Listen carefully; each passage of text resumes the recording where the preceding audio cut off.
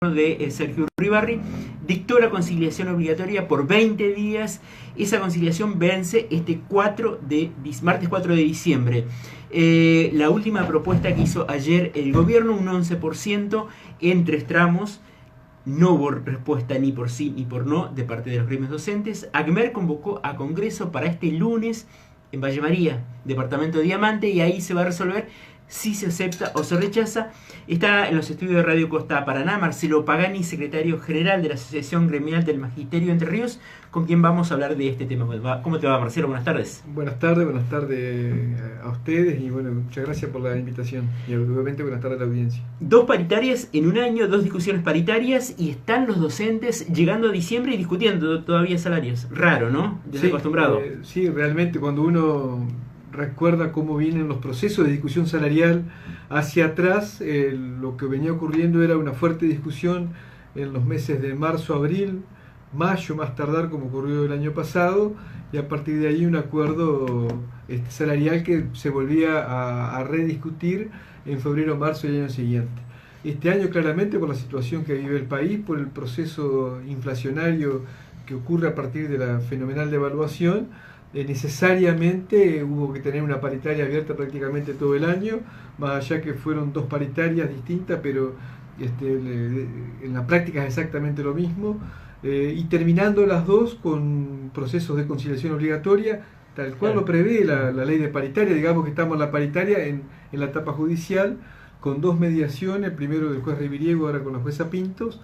Y bueno, como bien decías al principio, estamos con una propuesta que vamos a discutir el próximo día lunes en el departamento de Diamante en Valle María. Es justamente, agregaste otro dato, en el primer año en la discusión salarial docente, que hay 2 conciliaciones obligatorias en un mismo año, ¿no? Esto lo generó la fenomenal devaluación que hubo, ¿no? Uno entiende que es así, claramente, o sea, el contexto del país, el contexto económico que atravesamos los trabajadores, necesariamente habilita otra cuestión. Convengamos que también hay que decir que a nivel nacional, lejos de habilitar espacios de paritarias, la han cancelado hace 2 años, por lo tanto, no necesariamente por tener la situación que tenemos, uno tenga que estar en este proceso de discusión. Insisto, la paritaria nacional ha sido clausurada hace 2 años, no tenemos la posibilidad de discutir. Esto es parte fundamental de este conflicto, porque la paritaria nacional significaba un piso salarial para todo el país, y sobre ese piso cada sindicato discutía con sus patrones provinciales, también en función de la correlación de fuerza que podía tener, discutía salarios sobre ese piso. Lamentablemente hoy no está ese piso, no está esa referencia. Se ha corrido el Estado Nacional del financiamiento educativo, lo cual es un problema primero para nosotros los trabajadores y claramente para las provincias, porque el Fondo Nacional de Incentivo Docente está congelado en 1.210 pesos. Si siguiéramos el proceso inflacionario hoy debería estar cerca de los 3.000, y eso claramente se siente en el salario de los trabajadores y mucho más en aquellos que están en los primeros escalones de la carrera docente. ¿Alguna vez se pensó en la discusión salarial reclamar, tal como están obteniendo algunos trabajadores de la actividad privada, el bono de 5.000 pesos? El gobernador dijo que por constitución la provincia no puede pagar nada en negro. La municipalidad sí acordó con los estatales. No, nuestro posicionamiento es que debe ser al salario. La discusión, estos de los bonos significan simplemente un parche.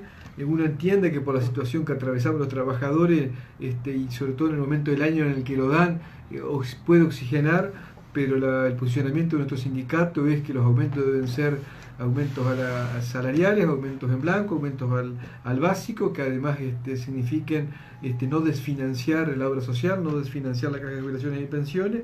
Por lo tanto, en esa línea, sin dejar de desconocer que por la situación salarial que atravesamos, por la época del año en la que estamos, algún compañero puede estar visualizando esto como una salida, digamos, cortoplacista, ¿no? que es bueno. Sí. El 7 de diciembre están terminando las clases, algunos alumnos ya se están despidiendo este viernes del ciclo lectivo 2018. ustedes van a estar cerrando la discusión el martes 4 de diciembre, si es que hay acuerdo finalmente, ¿no? Eso está supeditado a lo que resuelve el Congreso. ¿Qué esperan para 2019, teniendo en cuenta que están cerrando ahora en diciembre la discusión 2018? Y muy preocupados. Está costando muchísimo cerrar este 2018. Nuestra expectativa claramente era una propuesta salarial que nos acercara mucho más al proceso inflacionario. No hay consultor que no plantee que la inflación de 2018 va a estar largamente arriba del 40. Si finalmente este acuerdo salarial los compañeros definen aceptarlo, vamos a estar en un acumulado del 33. Necesariamente cuando nos volvamos a juntar con la patronal el año que viene, lo primero que va a haber que discutir es este desajuste que seguramente va a quedar, y a partir de ahí en todo caso discutir hacia adelante. Por lo tanto entendemos que viene una discusión en febrero muy difícil, muy compleja, pero que nosotros no tenemos margen para no plantear esta necesidad que tenemos los trabajadores de no perder respecto al 2018 de ninguna manera lo que hoy estaría en función de lo que se podría aceptar y lo que va a ser la inflación real. ¿Cómo viene el debate en las bases, en las escuelas, en las asambleas? ¿Qué dice el docente mayoritariamente que han escuchado ustedes para llegar a este congreso? ¿Hay malestar con la propuesta oficial? ¿O ya plantean ir por la aceptación porque ya están los plazos, ya estamos en diciembre? ¿Qué es lo que han escuchado? En realidad las asambleas están iniciándose en este momento, porque las escuelas nocturnas las inician en este momento, las escuelas matutinas y vespertinas la tendrán mañana, y finalmente en horas de la tardecita se harán las resolutivas en los departamentos. Por lo tanto, plantear ahora con alguna precisión cómo viene la discusión sería no ajustarse a la verdad. Sí creo que los compañeros, no tengo ninguna duda, evalúan esta propuesta como insuficiente, pero también seguramente va a pesar en la definición de los compañeros el momento en el año en el que estamos, porque no es lo mismo una propuesta que se evalúa rechazar en marzo o abril, donde los planes de acciones tienen un margen mayor de llevarse adelante, que en esta etapa del año. También tener en cuenta que el último aumento que recibimos fue del 3% en septiembre, que se cobró en octubre. Hace ya casi 2 meses de que no hay aumento. La inflación, lejos de haber parado, ha ido en aumento, y me parece que son todos los condimentos que entiendo los compañeros en las escuelas van a evaluar, y de esa evaluación va a salir la definición. Claramente el salario no va a recuperar lo que perdió por inflación, porque estamos en un 46% de inflación anual. Salarios, los docentes vienen recién cobrando un 22% hasta septiembre, ¿no? Va a ser difícil equiparar. Muy difícil, y esa creo que es la cuestión que hoy nos atraviesa como debate, que es esta cuestión de que el porcentaje no se aproxima a lo que va a ser la inflación de este año, y además la necesidad que tenemos los trabajadores de ir recibiendo algunos de estos aumentos, que en realidad no son aumentos, porque esto está claro que aumentos salariales cuando uno disputa por encima de la inflación. Lo que estamos hoy planteando es no perder respecto a la inflación y por lo menos acercarnos a ese proceso inflacionario. También es cierto que la historia, lamentablemente, en todos estos procesos que lo hemos vivido históricamente en Argentina, en los 80, en los 90, esto ha ocurrido. Es muy difícil para los trabajadores poder traccionarle a las patronales privadas, o en este caso públicas, aumentos que lleguen a ese proceso inflacionario cuando son de este orden la inflación. Una cosa es una inflación de abajo del 20, donde históricamente sí hemos podido compensar. Cuando se dispara arriba del 30, claramente es otro escenario. Que de ninguna manera esto significa plantear que uno va a resignarse a la disputa, a la pelea, a la lucha, pero sí que son datos de la realidad de lo que ha ocurrido en otras situaciones parecidas. Decías hoy que el gobierno nacional cerró la paritaria nacional docente, entonces no hay una nunca la vio. El primer año, el 2016 únicamente, luego 17-18 no la habilitó. Exacto. ¿Qué referencias se ubica ACMER para plantear un aumento? ¿Ven en otras provincias cómo están cerrando? ¿Cuáles son los porcentajes que manejan más o menos para plantearle al gobierno provincial? Bueno, nosotros primero, en este contexto actual, el objetivo, y esto está expresado por el Congreso, es no perder respecto a la inflación. Esa es la premisa. Ahora, es cierto que cuando uno ve las otras entidades de base de CETERA, o sea, las otras provincias, y las disputas salariales que han llevado adelante o están llevando adelante, hay de todo.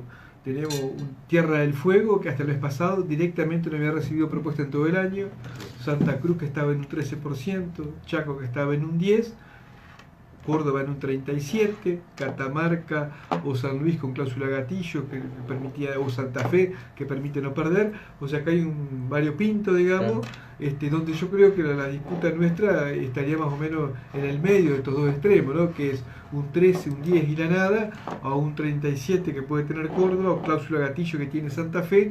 Nosotros estamos, digamos, en el pelotón del medio, que está en ese bueno, acaba de rechazar su tema el 32% que le ofrecía Vidal. O sea, creo que estamos en ese nivel. El Capital Federal, con toda la fuerza que tiene ese sindicato, con la visibilidad que tiene Eduardo López, que es su secretario general, que permanentemente está en la prensa, está en un 25% y de ahí no lo pueden mover tampoco. O sea, tenemos una realidad salarial compleja. Después están los compañeros del sector privado, bueno, camionero el 41%, pero a marzo del año que viene, no 41% a cerrar en el 2018. Bueno, después otra, la discusión de otros empleados de comercio, tengo entendido que por todo el año cerró en el 15%. O sea, claramente uno visualiza un escenario para los trabajadores muy complejo de acompañar el proceso inflacionario con aumentos salariales. Ahora, parece que las otras discusiones respecto al sistema educativo han quedado congeladas en función de lo que pasa con el salario, que ha absorbido la mayor atención de todos. Me acuerdo que en el primer discurso del gobernador en 2016 ante la Asamblea Legislativa dijo aquella famosa frase de que no podemos tener 4 docentes por pizarrón. Digo, la discusión de cómo son las condiciones de trabajo, qué pasa con el índice de suplencia, que el Consejo dice que siempre supere el 8%, que es lo que establece la ley de presupuesto, y cómo se controla la salud de los docentes. ¿Eso se ha podido avanzar en las condiciones laborales? Bien, a ver, la primera parte de tu pregunta, más allá que es cierto, el conflicto salarial es central en la disputa de un sindicato, sea docente o el que fuere, esto es así, está bien que sea así. La razón de ser un sindicato es la disputa claramente del salario.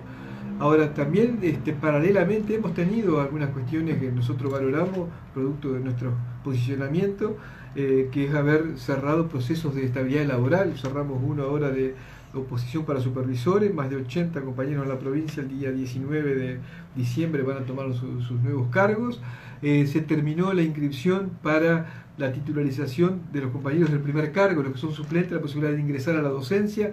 Cerró, hará 10 días la inscripción, y estos procesos de estabilidad laboral van a arrancar el año que viene, no más allá de febrero o marzo.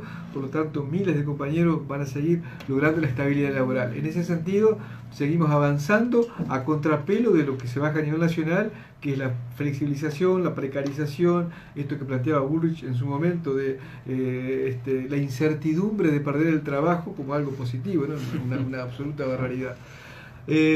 Respecto puntualmente al tema salud laboral, nosotros hemos acordado con el Consejo de la Educación la constitución de una comisión de salud laboral que se constituyó y comenzará a trabajar en esta semana con un primer encuentro y va a seguir durante todo el año, porque el planteo que nosotros hacemos es que en realidad este tema de las suplencias y este supuesto abuso de la suplencia claramente sale cuando estamos en conflicto con la patronal. Aparece la parafernalia publicitaria del gobierno. Déjame recordarte que esto de conformar una comisión y trabajar en la salud de los docentes se viene hablando, yo recuerdo, desde que Loni Omar era vocal gremial. Pero ahora se constituyó, con nombre y apellido, están los representantes del Consejo, los representantes de ACMER y AMET, porque tiene es parte de la paritaria, por la cantidad de afiliados que tiene un paritario. Nosotros con tres compañeros, más el Consejo General de Educación con 4. Esto está constituido, está en la resolución que lo respalda y va a comenzar a trabajar, porque lo que nosotros decimos siempre es los planteos acerca de la salud laboral y las licencias y los supuestos abusos de licencia son cuestiones que el Consejo no lo tiene sistematizado. Cuando uno porque nosotros ¿qué decimos? Necesitamos primero tener un diagnóstico, es decir, bueno, a ver cuáles son aquellas enfermedades recurrentes que tenemos los docentes y por los cuales tenemos esos supuestos abusos de licencia. Segundo, una vez que sabemos cuáles son las enfermedades recurrentes, cuál es la política de prevención que tiene el Estado, y que tranquilamente estamos dispuestos a trabajar en eso. Y tercero, no tenemos problema con los controles. Ahora, si no hay un un diagnóstico acerca de cuáles son esas enfermedades recurrentes, ni hay una política de prevención, claramente no hay una política de salud laboral. Bueno, a eso apuntamos, hay voluntad política del gobierno de discutir esto en una mesa y voluntad política del sindicato a sentarnos a discutirlo, esto no tenemos ningún problema. Otro elemento que surgió también en medio del conflicto fueron los famosos relojes biométricos para controlar la asistencia de los docentes. ¿Cuál es la posición con ACMER sobre esos aparatos que aparecieron en algunas escuelas, están empezando a instalarse? Y lo implementó el expresidente José Luis Panoso, claro, y apareció ahora motorizado por esta gestión. Sobre esto tiene que ver con lo anterior. Nosotros decimos que en todo caso ese reloj podría aparecer en función de ese previo trabajo donde realmente se haga un análisis de cuál es la situación de la salud laboral docente. Claramente el posicionamiento nuestro ha sido en contra, porque además esto tiene que ver con una exigencia del gobierno nacional al cual accedió el gobierno de la provincia. En consecuencia esto no tiene ni siquiera que ver con una definición del propio Consejo General de Educación. Pero todas estas cuestiones deben estar siendo discutidas buscando las causas de fondo, porque todo el resto es parche, poner a una situación compleja, difícil como es la salud laboral docente, querer solucionarla con un reloj es realmente una simplificación que nosotros claramente no estamos de acuerdo. Vemos algunos docentes que trabajan muchas horas para tener un salario más o menos para vivir en esta Argentina actual, ¿no? ¿Cuántas horas ustedes han hecho algún análisis de cuántas horas necesita un docente? Porque yo conozco algunos casos que trabajan casi todo el día para llevar un salario más o menos acorde a lo que se vive hoy, ¿no?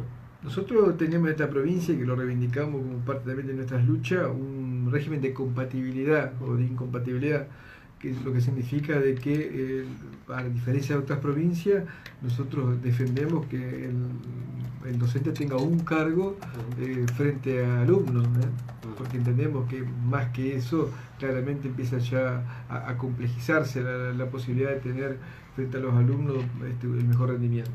Por lo tanto, un docente que hoy se inicia con un cargo que está en la escuela de lunes a viernes, tiene un ingreso de 14.174 pesos. Y claramente eso va subiendo en función de la antigüedad.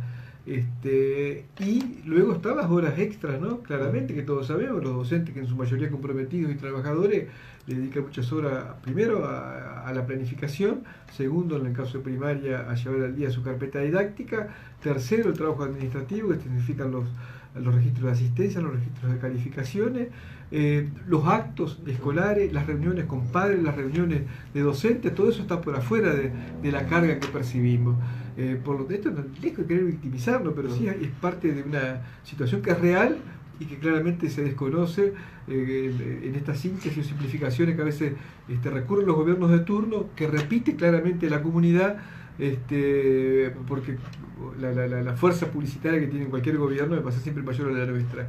Esto es lo que es la tarea docente, se excede claramente lo que se trabaja en la escuela y está lo que se hace extraáulico, ¿no? Vos decías hoy que no hay datos en el Consejo de Educación sobre algunos aspectos. Uno tiene que ver con el índice de ausentismo docente. Este tema fue puesto de manifiesto por la vocal gremial Perla Florentín cuando fue la audiencia pública en el Senado. También estuvo en la audiencia pública en abril de este año la presidenta del CGE, Marta Landó, y en esa ocasión, en abril, de este año, dijo que había un 17% de ausentismo.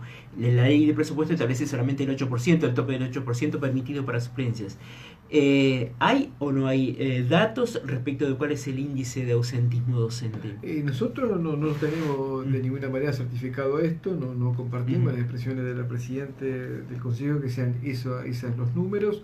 Es más, nosotros llevamos adelante en el año 2013-2014, hizo una inversión en el sindicato de dos móviles que recorrieron la provincia. Esos móviles tenían 3 consultorios, uno odontológico, uno de clínica médica y otro fonoaudiológico, y contrariamente a lo que se cree, chequeamos y tenemos constatado que muchos docentes enfermos van a trabajar. Muchos docentes enfermos van a trabajar, además de aquellos que están enfermos y con todo derecho toman la licencia. Por lo tanto, nosotros valoramos, insisto, esta posibilidad de tener esta comisión donde podamos poner blanco sobre negro toda esta situación, porcentajes de inasistencia, un análisis acerca de cuáles son las enfermedades prevalentes, una estrategia de prevención y también un mecanismo de control, que nosotros no tenemos problema que existan, pero debe ser en un marco y en un contexto como el que estoy planteando, no el mecanismo de control desligado de un análisis, porque aparte el Estado tiene la responsabilidad claramente sobre la salud de los trabajadores. Yo creo que hay un dato que es para tener en cuenta. ¿Qué pasa? Que los docentes cumplen los requisitos jubilatorios y se quieren ir al otro día. Digo, esto no ocurría hace 20, 30 años, donde cumplía los requisitos y se seguía un tiempo más y luego llegaba la jubilación.